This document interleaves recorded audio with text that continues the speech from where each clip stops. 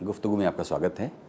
आज हैं हमारे साथ मशहूर फिल्मकार बासु चैटर्जी।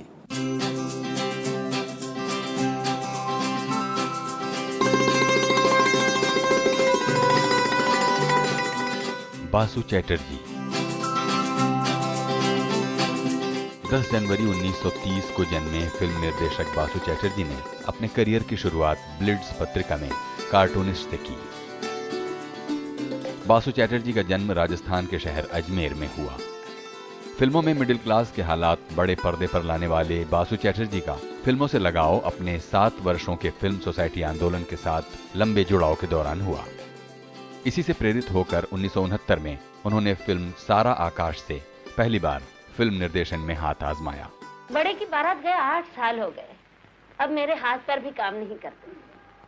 तू घर में छोटी बहू ले आ तो मुझे फुर्सत मिले। नहीं अम्मा नहीं, मुझे अभी शादी वादी नहीं करनी। अभी तो मेरी पढ़ाई भी खत्म नहीं हुई है और फिर शादी के बाद कोई खास कुछ बताएगा। जी अपना फ्यूचर देखना है। फ्यूचर देखना है? शहजादे अंग्रेजी बोल रहे हैं। तुम्हारा ही तो फ्यूचर है, इस घर का तो कोई फ्यूचर है ही नहीं। मालूम है, मुन्नी की शादी का कर्जा अभी तक ढो रहा हूं। कहां से आएगा ये रुपया, कभी सोचा है? फिल्म सारा आकाश के लिए उन्हें बेस्ट स्क्रीन प्ले अवार्ड मिला। फिर आई 1974 में रजनीगंधा, जिसने बासु चैटर्जी को एक बेहद सुलझे और उम्दा निर्देशक के रूप में स्थापित कर दिया। बासु चैटर्जी की चितचोर, छोटी सी बात और खट्टा मीठा खास फिल्में हैं।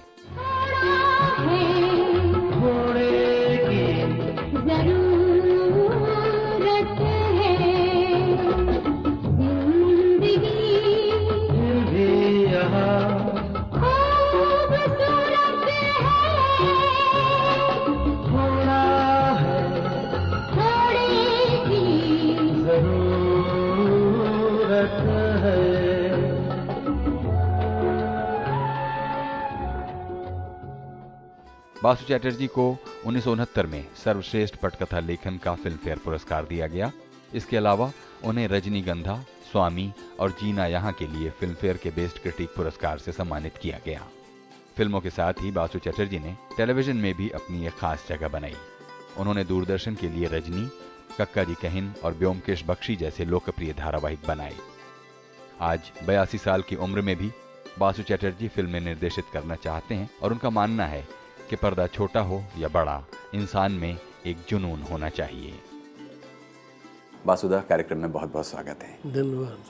हमें बताइए सरसरी तौर पर कि इतनी कामयाब फिल्में बनाने की जो शुरुआत से लेकर यहाँ तक का जो सफ़र है वो शुरू कहाँ से होता है? सरसरी तौर पर अगर आप अजमेर से मुंबई आने का एक सफ़र और फिल्मों में अपने कदम रखने का की कहानी हमें। ये देखिए, मेरे पिताजी रेलवेज़ में थे, तब उनकी पोस्टिंग थी अजमेर में, इसलिए मेरी पैदाइश अजमेर है। मुझे अजमेर का कुछ नहीं मालूम, सिर्फ वहाँ के अस्पताल में पैदा हुआ था, इतना ही है। जी जी।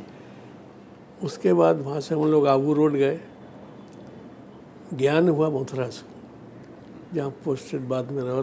काफ़ी साल तक पढ़ाई लिखाई मथुरा आगरे में ही हुई। तो मेरा जीवन कह सकते हैं मथुरा से शुरू हुआ।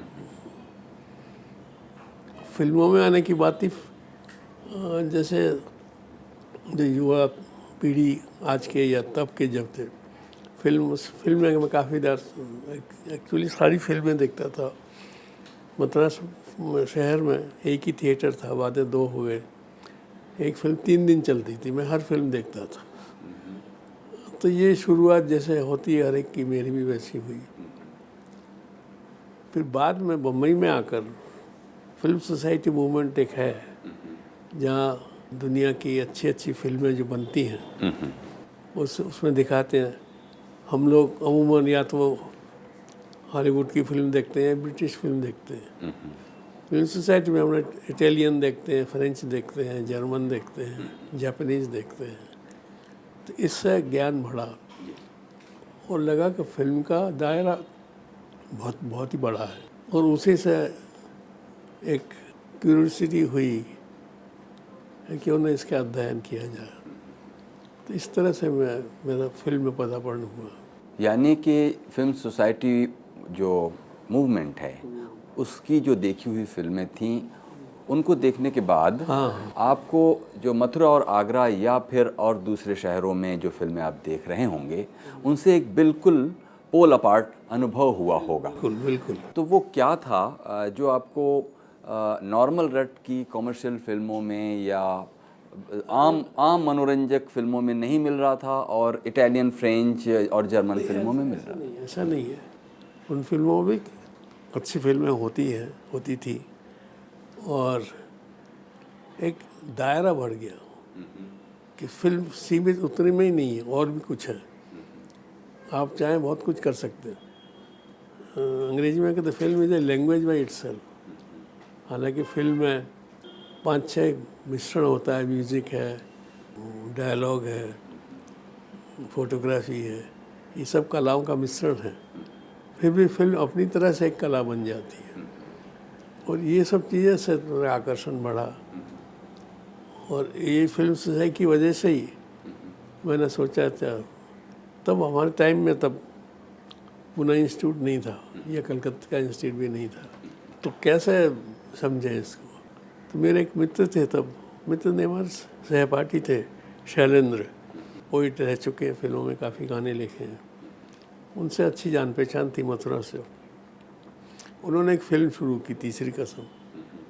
मैंने कहा कि मैं इसमें योगदान करना चाहता हूँ। उसने कहा डायरेक्टर से मिलिए। डायरेक्टर थे बासु भट्टाचार्य। मेरा तब मुंबई में ब्लिट्ज में कार्टून देता था, पॉलिटिकल कार्टून, जो शायद 15-16 साल तक देता रहा। उससे मेरा परिचय बासु भट्टाचार्य जैसे युवाओं से ज़्यादा हुआ। उन्होंने फ़ौरन मुझको लिया और मेरी शुरुआत हुई फिल्मों में। तीसरी कसम से हुई एज एन असिस्टेंट। असिस्टेंट। लेकिन मैं एक चीज़ पूछना भूल गया, मथुरा से मुंबई आए क्यों थे? किन सर्कमस्टांसेस में मुंबई आना हुआ था? अब क्या, हम निम्न मध्यम वर्गीय क्लास में हैं। एक नौकरी का अवसर मिला,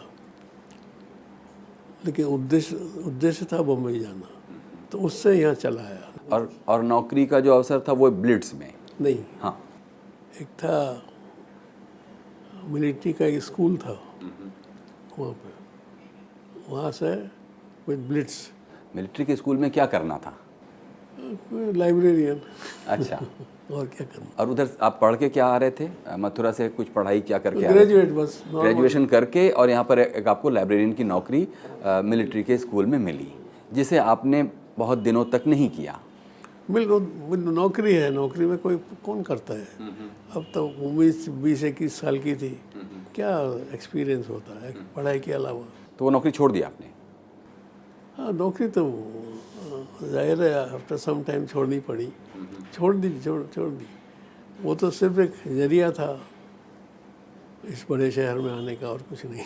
तो आप कह रहे थे कि तीसरी कसम में बासु भट्टाचार्य जी के साथ आपने एज एन असिस्टेंट शुरू किया, उसके बाद क्या हुआ?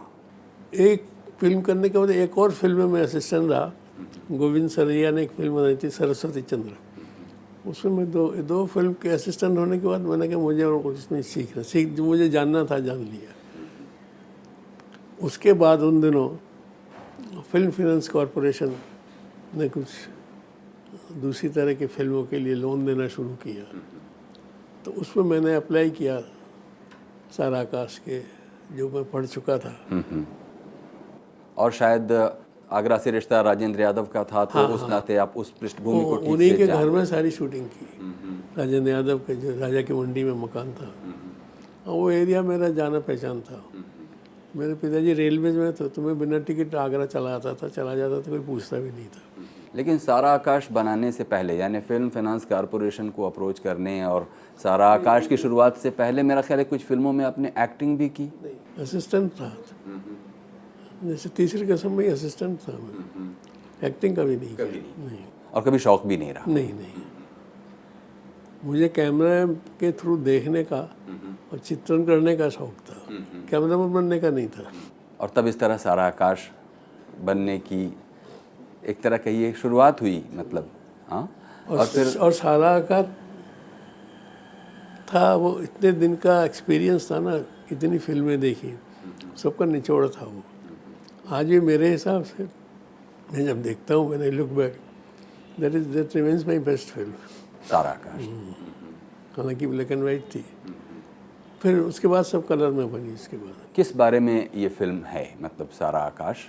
अगर आप उपन्यास को देखें और उससे जो फिल्म नहीं, उनका उपन्यास अच्छा था।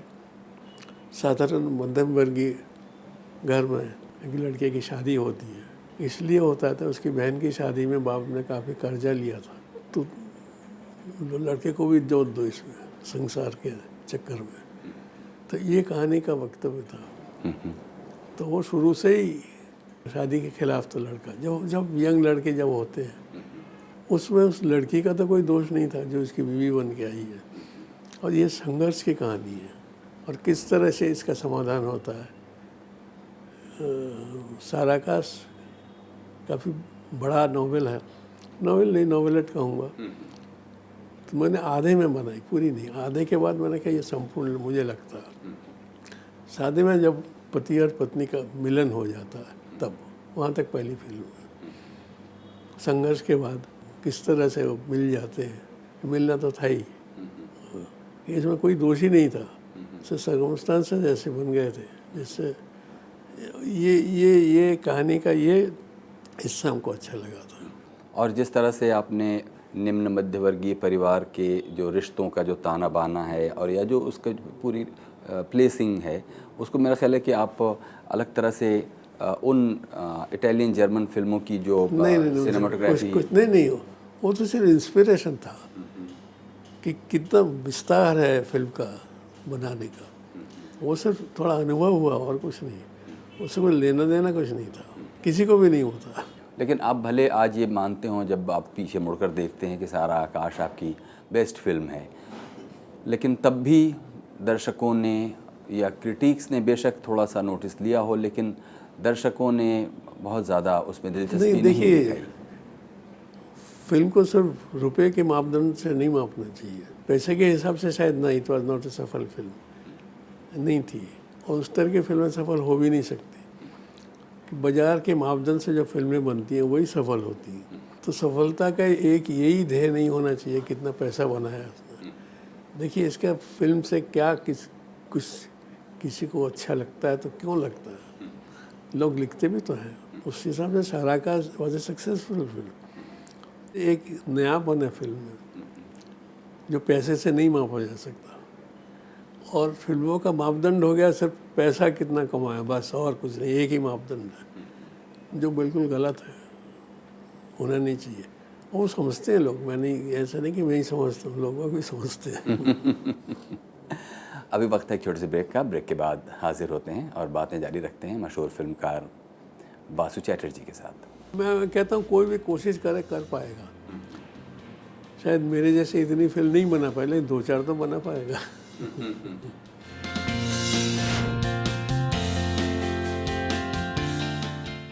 स्वागत है एक बार फिर से प्रोग्राम गुफ्तगू में। आप हैं आज बासु चैटर्जी के साथ। जब घुंघरूं सी बजती है बूंदें, अरमां हमारे पलके नमूदे, कैसे देखें सपने नयन, सुलग सुलग जाए मन, भीगे आज इस मौसम में, लगी कैसी ये अगन, रिमझिम गिरे सावन। वासुदा, ये ठीक है कि आपने कहा कि पैसा ही सब कुछ नहीं है, मतलब फिल्म की कामयाबी का मानदंड, लेकिन उसके बाद आपने बहुत सी ऐसी फिल्में बनाई जो कामयाब मतलब पैसों के भी टर्म से हों। वो हो जाती है, अच्छा है, मोर द मेरियर, खुशी की बात है। काफ़ी फिल्में आपकी खूब पैसा कमाया, आज भी कमा रही हैं अगर देखा जाए तो। इससे तो उन्हें बुरा तो नहीं माना जा सकता। लोक रुचि को उन्होंने, मैंने तो पहले भी कहा कि पैसे वाली फिल्में भी अच्छी बनती हैं, ऐसी नहीं। एक टाइम था जब हमारी फिल्म थी सारा आकाश, और था ही शायद सिप्पी साहब की, उसने करोड़ों कमाया। शोले हाँ, और हमारी भी थी, लेकिन दोनों का मापदंड टोटल अलग है। सक्सेस का कुछ, सारा आकाश ने शायद कमाया होगा अंदाजन 1 करोड़, उसने कहा 25 करोड़, तो ये रेशियो था। तो उससे कुछ फ़र्क नहीं पड़ता, लेकिन है ये भी है। हम अपने हिसाब से वो शाहरकाश बन गई थी 2 लाख में, 2.5 लाख में, जिसमें 2.25 लाख लोन था सरकारी, उससे ही बनी। वो बाद में मैंने दूसरे फिल्मों से कमा के पेमेंट किया, ये भी है, लेकिन है एक दृष्टांत दिया मैंने आपको। दोनों अपने हिसाब से सक्सेसफुल थी, लेकिन मापदंड उनका अलग अलग था। वैसे अगर देखें ये जो फिल्में हैं, जो ख़ास तौर पर अमोल पालेकर, ये छोटी बात, ये वाली जो वाला दौर है, ये विषय आपको क्यों हमेशा बार बार इस विषय पर मैं इसलिए है कि मैं मध्यम वर्गीय का आदमी हूँ। मेरे जीवन में तब भी बस और ट्रेन यही जीवन के अंग थे। मैं तो बोरीवली में रहता था, चर्च गेट तक आता था ट्रेन से वापस जाता था। वहाँ पैदल जाओ 15 मिनट घर है कि 70 रुपये का एक मकान भाड़े में लिया था, जो होता है हर एक का, मेरा अकेले का नहीं।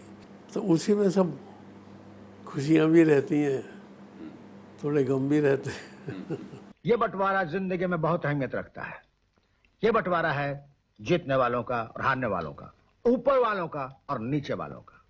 अगर तुम ऊपर के दल में नहीं हो तो नीचे हो। जिंदगी की क्रिकेट में ड्रॉ नहीं होता, या तो जीत होती है या हार, और जीत उसी की होती है जो ऊपर है, और ऊपर वही है जो नीचे नहीं है। समझे जी? खाक समझे। मैं खुद नहीं समझा मैंने क्या कहा, सच को समझे कि नहीं? मैं जो जीवन देखा है मैं उसी को दर्शाना चाहता हूँ। मेरी फिल्में लार्जर देन लाइफ नहीं है जो अक्सर फिल्में होती हैं। अमिताभ बच्चन की जैसे 10 आदमियों से लड़ता है जीत गया, वो सब हमारा ध्येय नहीं है, ध्येय था भी नहीं। साधारण आदमी की जो व्यथा है, उसकी जो जर्नी है, उसी को वही मैंने देखा है और वही अपनाना चाहता हूँ। लेकिन आप इस बात को तो मानेंगे दादा कि एक तरफ वो larger than life film making का एक स्कूल है, और दूसरी तरफ आपका ऐसा जिसमें आप कहते हैं कि जीवन जैसा है हम उसको वैसा दिखा रहे हैं।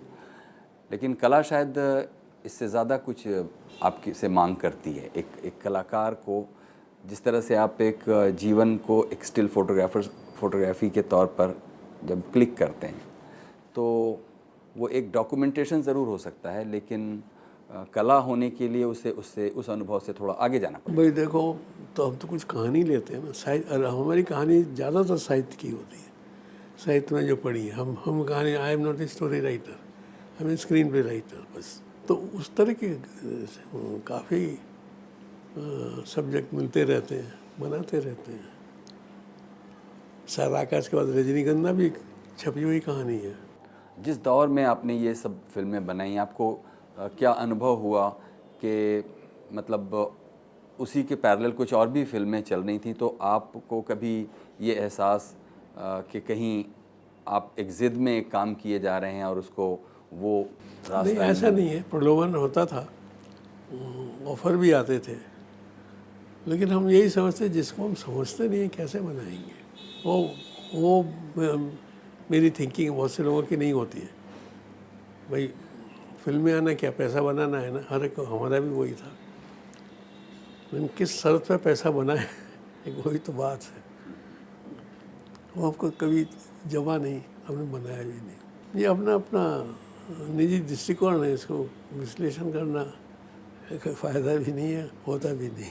अगर आपके इतने लंबे फिल्म करियर में देखें तो सबसे दिलचस्प अनुभव किन फिल्मों को, 2-3 फिल्मों का ही अगर आप बहुत सी होती। मैंने सब मिला के 42 फिल्में बनाई हैं हिंदी में, बंगला में 8-10 बनाई है, और फिल्मों के अलावा टेलीविज़न का मुझे अच्छा अनुभव हुआ रजनी से, जब से मैंने सीरियल बनाई थी। लेकिन जो कुछ हुआ अपने शर्त पर हुआ, किसी के कहने पे नहीं। अपने शर्त पर भी आप कर पाए? इसकी नहीं, क्या? मैं कहता हूँ कोई भी कोशिश करे कर पाएगा। शायद मेरे जैसे इतनी फिल्म नहीं बना पाए, लेकिन 2-4 तो बना पाएगा। मेरे ही नाम राशि बासु भट्टाचार्य ना, he was a good film maker. उन्होंने शायद कुल मिला के 6 फिल्में बनाई या 7 बनाई होंगी।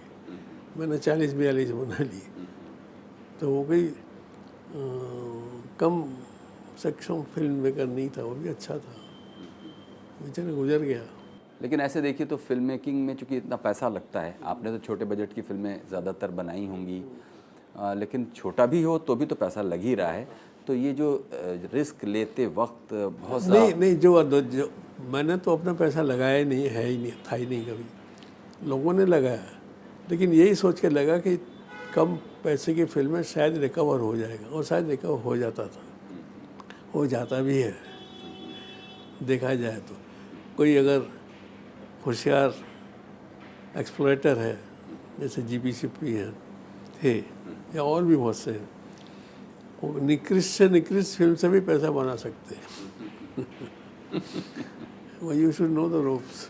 अभी वक्त है एक छोटे से ब्रेक का, ब्रेक के बाद बातें जारी रखेंगे बासु चैटर्जी के साथ। हैव फेथ इन योरसेल्फ और उसी पे फिल्म बनाइए, और वो नहीं बना तो भूल जाइए।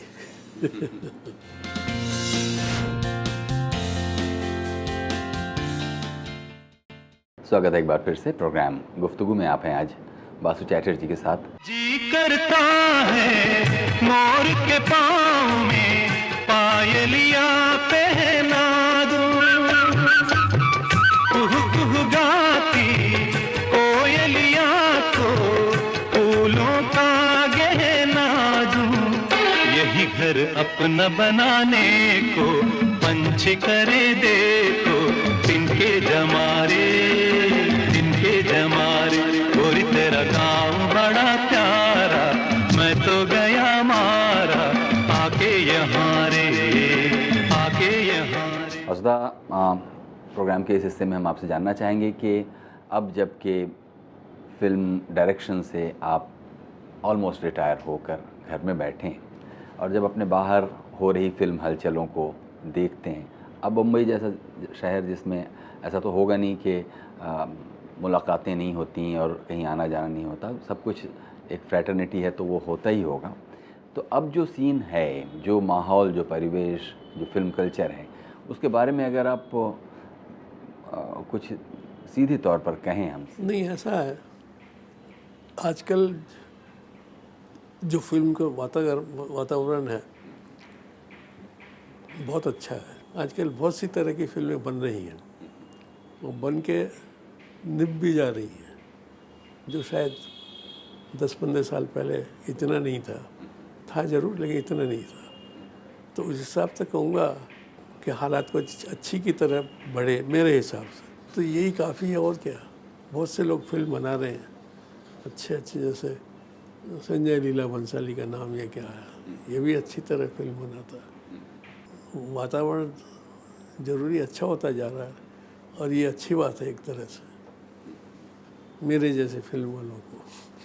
लेकिन आपकी जैसी वाली जो आपका जो फिल्म जॉनर है, उस तरह की फिल्मों का भी आप देख पाते हैं कि कुछ अभी नहीं बनती रहती है, ऐसी बात नहीं है, अच्छी भी है। जैसे संजय लीला बंसाली की एक आध फिल्म शुरू की या बात की भी अच्छी है, औरों की भी है, और मैं नाम याद नहीं आ रही, लेकिन काफ़ी लोग अच्छी फिल्में बना रहे हैं जिनको मैं देखता हूँ, मुझे अच्छी लगती है कि अच्छी तरह से बनाई है, सोच समझ के, और नयापन है इसमें, तो वो सब है।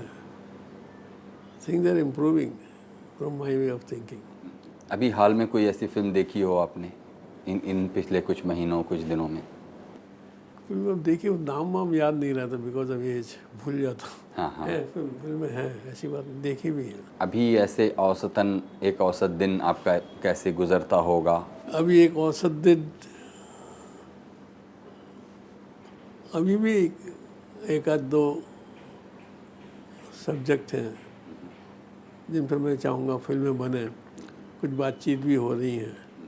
मैं शायद 2 दिन बाद कलकत्ते भी जा रहा हूँ इसी तरह की फिल्म के आह्वान से, देखिए क्या होता है। मतलब अभी आप फिल्म बनाने की हाँ नहीं, ऐसी बात नहीं, आई एम रेडी। मेरे पास सब्जेक्ट भी है, मैंने किसको एक सब्जेक्ट बताया था, उसका टाइटल भी अच्छा था, एक कप चाय। वो किसी को अच्छी लगी है, किंतु मुंबई के किसी प्रोड्यूसर को बंगला में, उससे मैंने उनसे कहा आप बंगला में बनाइए, हिंदी में बनाइए, खर्चे का काम आपका हिसाब है, किसको लेंगे आप सोचिए। तो ये ऐसा चलता रहता है, पहले ज़्यादा चलता था, अभी कुछ ऐसा है कि भाई उम्र हो गई, शायद कैपेसिटी नहीं रही, हो सकता है। अब अगर आप बाहुसदा देखें कि मथुरा से मुंबई आकर और मुंबई में ये सब करते करते आखिरकार बासु भट्टाचार्य जी के साथ असिस्ट करते हुए और वो ख्वाब पूरा हुआ कि अब हम खुद फिल्में बनाएंगे। उस ख्वाब के पूरे होने से लेकर पूरे इस कारगुजारियों के बीच में, यानी कि सारा आकाश से शुरू करके अपनी आखिरी फिल्म बनाने तक के बीच का जो अनुभव है, अगर आप उसे एक सरसरी तौर पर देखते हैं, उस पर एक विहंगम दृष्टि डालते हैं, तो आपको क्या लगता है कि जिस ख्वाब, जिस तैयारी और जिस बेचैनी से आप फिल्में बनाने की कारोबार में उतरे थे, वो पूरा हुआ? वो उसका निचोड़ क्या निकला? नहीं, मतलब एटलीस्ट शायद मेरी तरफ से वो सफल रहा। मैं जो फिल्में बनाना चाहता था मैंने बनाई, बनी भी, अच्छी भी बनी है। कुछों को उतनी सराहना नहीं भी मिली, वो भी होता है। अगर नहीं मिली तो मैं सोचता हूँ क्या बात हो गई इसमें, तो वो सब कस चलता रहता है। लेकिन I am not unhappy, I am rather happy. रजनीगंधा फूल तुम्हारे महके यूं ही जीवन में, हाँ यूं ही महके प्रीत पिया की मेरे अनुरागी मन में। आखिर में दादा आपसे पूछेंगे कि जो नए फिल्म मेकर्स हैं जो इस तरह के हल्के फुल्के विषयों पर एक सामाजिक सच्चाइयों को दिखाते हुए फिल्में बनाना चाहते हैं, उनके लिए आप क्या कहते हैं? कैसे? हैव फेथ इन योरसेल्फ और उसी पे फिल्म बनाइए, और वो नहीं बना तो भूल जाइए। ये थे बासु चैटर्जी। कुछ कहना चाहते हो प्रोग्राम के बारे में तो हमें लिखिए feedback.rstv@gmail.com पर।